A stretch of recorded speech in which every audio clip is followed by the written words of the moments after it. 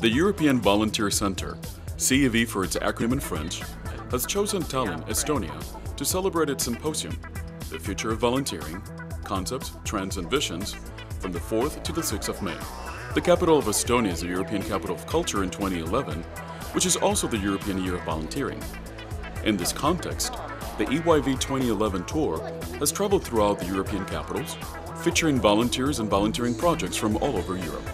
In Tallinn, more than 50 NGOs have presented their projects and activities. Markus Held, outgoing director of CEV, left us reflecting about accomplishments thus far. Now, 7 years later, it has nearly 90 organizations. We had, I think, 180 to 200 people at this conference. So I'm very proud to have seen how much it has grown over the last years. And I'm, of course, also very proud what we have achieved together. But what is the future of volunteering? That was one of the key questions addressed during the CEV Symposium. Kasper Bodano from Denmark gave us some key answers. Volunteering has a huge potential and future because the new media, the internet, is a new way of attracting people who are not used to volunteer. And you can start, by doing a little task. It's more commitment-free, it's more flexible. Rockcore understands that this is the future. Being a volunteer can get you a free ticket to go see your favorite rock stars while doing good at the same time. The young people, they get the idea that they're part of a global community and they can talk to each other, share ideas and share their aspiration for the world being a better place. And now finally, with all the digital tools, all the sharing, they believe that that is within their control. This is really the time to make great change, and getting youth involved in volunteering is one of the biggest things that we can do. The concept of being a volunteer is changing everywhere, as Malcolm Quigley from Ireland and Mirko Schwarzel from Germany explain.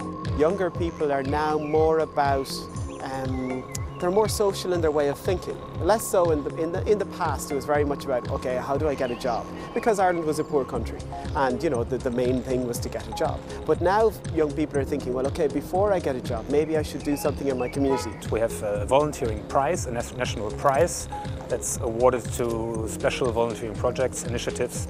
So in this area, I think we're quite good. There are certain areas where Germany can learn a lot from other countries. I think especially in the field of online volunteering. The United Nations has its own online volunteering program. We offer various ways to people to volunteer. They can volunteer on site, they can go to another country to volunteer their skills and time, but they can do so as well online, just by supporting an organization through the internet. Let's go now to local projects. More than 100 people have served as volunteers in Tallinn's Central Library. There are pensioners, older people, and a very big part of our volunteers are unemployed. So they come to us to get a new working experience. We make this kind of flowers to the children, with the children, because Saturday it's the Mother's Day. So they can give them to their moms. The New World community was created in 2006 when a group of active local people got together with the idea of making their neighborhoods more enjoyable. Two of their projects include an ecological market and a house that provides temporary accommodations for foreign travelers. Every week, every Thursday in the evening, we have this street market.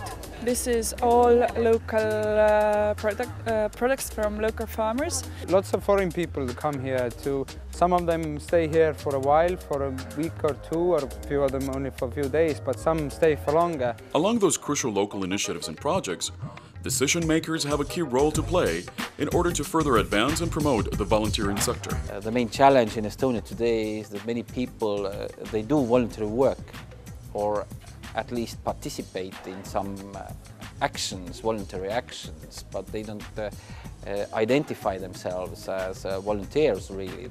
Professor Lester M. Solomon from Johns Hopkins University points out differences among European and American volunteering. The spirit of volunteering that is producing a higher level of volunteer engagement in Europe, certainly in the Scandinavian countries, than exists in the United States. So far as what Europe can learn from the United States, I would say two things. One, the promotion of corporate engagement with volunteering, And secondly, the idea that these are professional jobs. This year also marks the departure of several members of the CEV.